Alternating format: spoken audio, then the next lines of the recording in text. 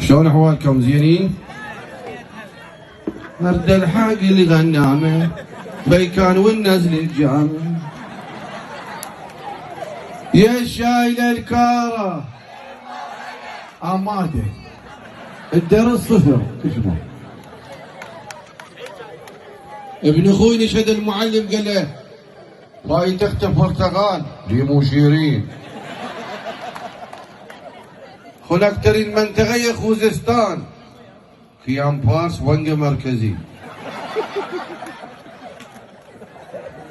فرصة عالية لكم رحمة الله والديكم. أنا سامحوني شوية الله شاهد أنتم معزاز الله شاهد الله شاهد.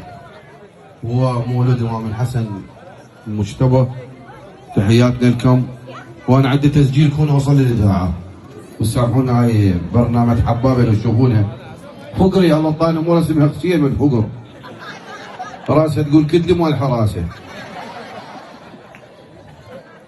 تحياتنا لاستاذنا باسم والله يستاهل والله والفرقه ما شاء الله. انا هم يكبرونه يا ما طلعنا انا وباسم والله كيش الطهران شيراز الله يخليك